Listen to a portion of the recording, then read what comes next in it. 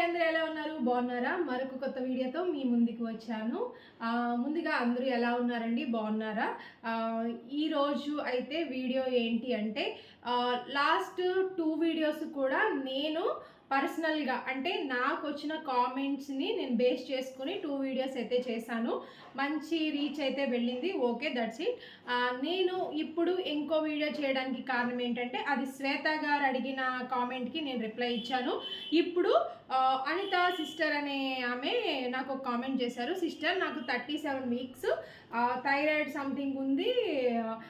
Next ఉమ్మనీరు అనేది తక్కువైందా ఎక్కువైందా అనేది కొంచెం నాకు కొంచెం అర్థం కాలేదు సిస్టర్, ఏమనుకోద్దు. అయినా మనం ఒకసారి దాని గురించి మాట్లాడుకుందాం. ఫస్ట్ దాని గురించి మాట్లాడుకునే ముందు అసలు ఈ ఉమ్మనీరు అనేది ఎలాగా ఉత్పత్తి అవుతుంది అంటే ఎలా ప్రొడ్యూస్ అవుతుంది అనేది చూసుకుంటే 2 విధాలుగా మనకి ఇది ప్రొడ్యూస్ అవుతుంది, ఉత్పత్తి అవుతుంది ఈ ఉమ్మనీరు అనేది. ఫస్ట్ ఆఫ్ ఆల్ ఈ ప్లెజెంటా అంటే మాయ, అందరికీ పెద్దవాళ్ళందరికీ ఐడియా ఉంటుందండి. డెలివరీకి మనము అదే కన్సీవ్ అయ్యామంటేనే మ్యాక్సిమం మనం అందరము దాని గురించి తెలుసుకుంటాం కాబట్టి అది కూడా తెలుసుకోవాలి. ఈ ప్లెజెంట్ అంటే దాన్ని తెలుగులో మనం మాయ అంటాము. ఈ మాయ నుంచి ఆకు ప్రొడ్యూస్ అవుతుందండి ఈ ఉమ్మనీరు అనేది. తర్వాత మిగతా ఆఫ్ ఎక్కడి నుంచి ప్రొడ్యూస్ అవుతుంది అని అంటే బేబీ నుంచి ప్రొడ్యూస్ అవుతుంది. నేను కూడా ఇవి సెర్చ్ చేసి తెలుసుకున్నవేనండి. ఎందుకంటే నాకు ప్రెగ్నెన్సీలో నాకు ఈ ప్రాబ్లం ఏమీ రాలేదు, కానీ మనం అన్నీ తెలుసుకోవాలి కదా. ఎందుకంటే అందరికీ రెగ్యులర్గా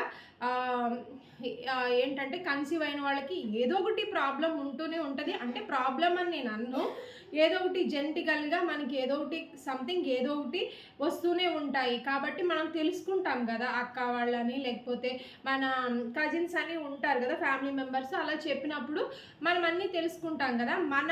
మన టైం వచ్చినప్పుడు మనం తెలుసుకున్నప్పుడు నేను విన్నావే ఇవన్నీ కూడా. ఉమ్మనీరు ఎక్కువ అవ్వడము, ఉమ్మనీరు తక్కువ అయింది, ఉమ్మనీరు లీక్ అవుతుంది, లీకేజ్ ఉంది అన్నవన్నీ కూడా నేను విన్నాను. కానీ నాకైతే ఇవి ఏ ప్రాబ్లమ్స్ అంటే ప్రాబ్లం అని అనండి, ఇలాంటివి ఏమి కూడా నాకైతే నేను ఫేస్ చేయలేదు. కానీ నేనైతే మీకు కొన్ని నాకు తెలిసినవి మీకు చెప్తాను. ఈ ప్లెజెంటా అంటే మాయ, ఓకేనండి. ఈ మాయ నుంచి ఆఫ్ ప్రొడ్యూస్ అయితే బేబీ నుంచి ఆఫ్ ప్రొడ్యూస్ అవుతుంది, ఓకేనండి. ఈ ఉమ్మనీరు ఎక్కువ ఉండకూడదు, తక్కువ ఉండకూడదు. ఎక్కువ ఉన్నా మనకి ప్రాబ్లమే, తక్కువ ఉన్నా ప్రాబ్లమే. అసలు ఇది ఎంత రేంజ్ ఉండాలి అనేది మనం చూస్తే 8 to 18 సెంటీమీటర్ దీని రేంజ్ అండి ఉమ్మనీరు, ఓకేనండి. ఎమినోటిక్ ఫ్లూయిడ్ అంటారు ఈ ఉమ్మనీరుని. ఎమినోటిక్ ఫ్లూయిడ్ అంటారు ఈ ఉమ్మనీరుని ఇంగ్లీష్లో.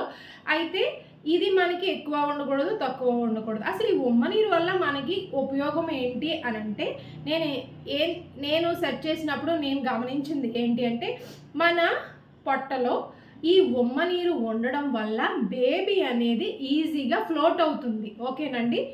ఈజీగా లోపల మూవ్ అవుతుంది. బేబీ మూమెంట్స్ అనేది కూడా మనకి చాలా ఇంపార్టెంట్. ఎందుకంటే ఇప్పుడు ఎగ్జాంపుల్ ఉందండి, ఒక చిన్న బౌల్ తీసుకున్నాము, దాంట్లో ఒక చిన్న వస్తువు వేస్తే అది ఈజీగా రౌండ్గా ఈజీగా దాంట్లో తిరుగుతుంది.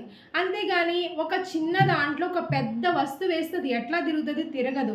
దానికి ఎంత సఫిషియెంట్గా వాటర్ ఉంటే అది ఈజీగా ఫ్లోట్ అవుతుంది. అలాగా మన పొట్టలో తగినంత శాతం 8 to 18 సెంటీమీటర్ రేంజ్లో ఉమ్మనీరు ఉంటే చక్కగా బేబీ అనేది చక్కగా మూవ్ అవుతుంది అనమాట. కాబట్టి మనం ఉమ్మనీరు శాతం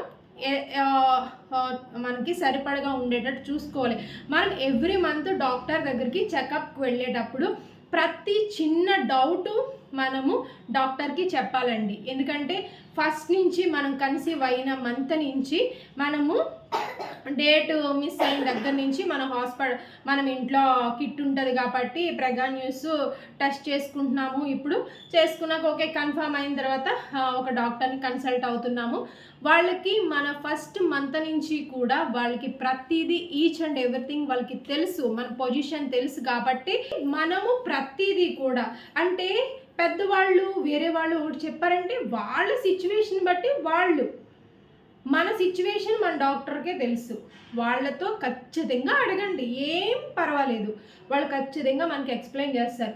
అలా అని భయపడి మాత్రం అలా ఉంచుకోవద్దు. తర్వాత అనిత గారు ఏంటంటే థైరాయిడ్ అనేది కూడా కామన్గా ప్రెగ్నెన్సీలో షుగర్ కానీ థైరాయిడ్ కానీ ఓవర్ వెయిట్ కానీ ఇలాంటివన్నీ కామన్గా వినేవే. మీరేం ఫస్ట్ భయపడొద్దు, ప్యానిక్ అవ్వద్దు. ఎందుకంటే మనకి బీపీ అనేది కూడా చాలా కంట్రోల్లో ఉండాలి. అర్థమైందండి? బీపీ లెవెల్ కూడా మనం బ్యాలెన్స్ చేసుకోవాలి. At the same time weight loss అవ్వకూడదు, వెయిట్ గెయిన్ అవ్వాలి, అంతేగాని వెయిట్ లాస్ అవ్వకూడదు. చక్కగా ఏ ఫుడ్ తింటున్నాము అంతా కూడా డాక్టర్ చెప్పిన ప్రికాషన్స్ అన్నీ కూడా మనం పాటిస్తే అసలు మనం హ్యాపీగా మనం ఈ 9 months కూడా ఏ టెన్షన్ లేకుండా మైండ్ని ప్రశాంతంగా ఉంచుకోండి. ప్రశాంతంగా ఏమి టెన్షన్ పడే విషయాల గురించి ఏమీ మీరు ఆలోచించొద్దు దయచేసి. ఆ ఫ్యామిలీ విషయాల ఫ్యామిలీ బర్డెన్స్ అవన్నీ ఎప్పుడు ఉండేవి.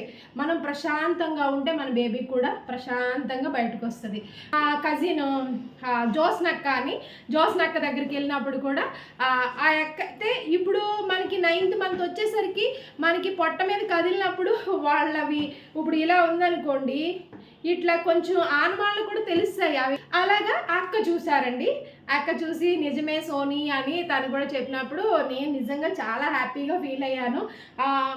చాలా బాగుంటుందండి ఎక్స్పీరియన్స్. అలా నేను పాపతో కూడా బేబీతో కూడా ఇంటరాక్ట్ అయ్యేదాన్ని, మాట్లాడేదాన్ని. అలాగా తనకి అదే అలవాటు అయిపోయింది. ఇంకా అదే పేరు. మేము ఎన్నో నిక్ నేమ్స్ సెట్ చేసాం, కానీ మా హస్బెండ్ ఏంటంటే మనం చిన్ను అంటూనే తనతో ఇంటరాక్ట్ అయ్యాం కదా ఫస్ట్ నుంచి కూడా. చిన్ను అంటేనే తను బాగా రెస్పాండ్ అయ్యింది కాబట్టి చక్కగా చిన్ను అనే పేరే పెట్టేద్దామని మేము చిన్ను అనే పిలుచుకుంటాము. ఇంకా చిన్నులాగానే ఇంకా పేరు అనేది తనకి పెట్టేసామన్నమాట. ఇట్లాగా ఉమ్మనీరు ఎక్కువైంది అని అంటే దానికి ఎట్లా అనేది డాక్టర్ చెప్తారండి. ఎందుకంటే మనం ఏ పడతాయి మనం వాడడం అనేది మన మంచిది కాదు అని నేను చెప్తాను. అనిత గారు, మీరు ఎక్కడైతే చూయించుకుంటున్నారో 37 weeks అంటే ఆల్మోస్ట్ ఆల్ మీరు దగ్గరకు వచ్చేసారు కాబట్టి ఒకసారి మీరు డాక్టర్ని కన్సల్ట్ అవ్వండి. ఒకవేళ ఉమ్మనీరు తక్కువైతే ఫ్లూయిడ్స్ ఎక్కువ తీసుకోమంటారు కదండి, ఫ్లూయిడ్స్ ఎక్కువ తీసుకోమంటారని విన్నాను నేను. కొంతమందికి ఒక్కొక్కసారి ఉమ్మనీరు ఎక్కువైపోతే అది బిడ్డ తాగే ప్రమాదం ఉంటుందంట. అందుకని ఉమ్మనీరు ఎంత ఇంపార్టెంట్ అంటే మనకి ఈ మదర్ తీసుకునే ఫుడ్ ఆ ఉమ్మనీరు ద్వారానే బేబీకి న్యూట్రియంట్స్ కానీ ఇంకా ప్రోటీన్స్ కానీ మొత్తం మనం మదర్ తినే ఫుడ్ అంతా కూడా బేబీకి దాని ద్వారానే ఫుడ్ వెళ్తూ ఉంటుంది అనమాట. కాబట్టి మనం జాగ్రత్తగా ఉండాలి. ఏమంటారంటే ఈ ఉమ్మనీరు ఎక్కువ అవ్వకుండా తక్కువ అవ్వకుండా ఉన్న రేంజ్ 8 to 18 centimeters రేంజ్ మాత్రమే మనకి ఉమ్మనీరు అనేది మెయిన్గా చూసుకోవాలి. ఈ రేంజెస్ అనేవి మనకి అర్థం కానప్పుడు మనము డాక్టర్ని అడగడమే. ఎందుకంటే ఎవ్రీ మంత్ చెకప్కి వెళ్తాము. ప్రతి చిన్న విషయాన్ని కూడా మనకి తెలియంది అడిగి తెలుసుకోవడంలో తప్పే లేదు. వాళ్ళు కూడా చెప్తారు. అస్సలు దీని గురించి అసలు భయపడద్దు, వాళ్ళు ఎక్స్ప్లెయిన్ చేస్తారండి. ఎందుకంటే మన బాడీ తీరు మన ఫస్ట్ నుంచి అబ్జర్వ్ చేస్తున్నారు కాబట్టి వాళ్ళు చూస్తారు కాబట్టి వాళ్ళని అడగండి. అనిత గారు, మీరు ఏం భయపడొద్దు. థైరాయిడ్ వచ్చినా కంట్రోల్ అయిపోతుంది, షుగర్ వచ్చినా కంట్రోల్ అయిపోతుంది. మీరు దాని గురించి ఏమి ప్యానిక్ అస్సలు అవ్వద్దు, హ్యాపీగా ఉండండి. ఏ డౌట్ ఉన్నా డాక్టర్ని కన్సల్ట్ అవ్వండి. నన్ను అడిగారు, నాకు తెలిసిన ఇన్ఫర్మేషన్ అయితే మీకు చెప్పాను. ఇంకెక్కువగా కూడా నేను చెప్పలేను, ఎందుకంటే దాని గురించి ఈ ప్రతిదీ కూడా డాక్టర్ మీకు ఎక్స్ప్లెయిన్ చేస్తారు. ఒక్కసారి డాక్టర్ గారిని కలిసి మీ డౌట్స్ ఏమైనా ఉంటే క్లారిఫై చేసేసుకోండి. మీరు ఎవరినైనా తోడు తీసుకెళ్తారు కదా, మీ హస్బెండ్నో లేకపోతే ఒక పేపర్ మీద రాసుకోండి, తప్పేముంది. మీకు ఏమేమి డౌట్స్ ఉన్నాయో ఒక పేపర్ మీద రాసుకుని మేడం గారు నాకు ఆ డాక్టర్ అయితే జెంట్ అయితే జెంటు, లేడీ అయితే లేడీ, నాకు ఇదండి డౌట్, ఇట్లా ఉంది, నా సిచ్యువేషన్ ఇలా ఉంది, నా బాడీ తీరు ఇట్లా ఉంది అని మీరు వాళ్ళని అడిగినప్పుడు వాళ్ళు ప్రతిదీ మనకి ఎక్స్ప్లెయిన్ చేస్తారండి. డౌటే లేదు. మీరు ఏం భయపడద్దు, హ్యాపీగా ఉండండి.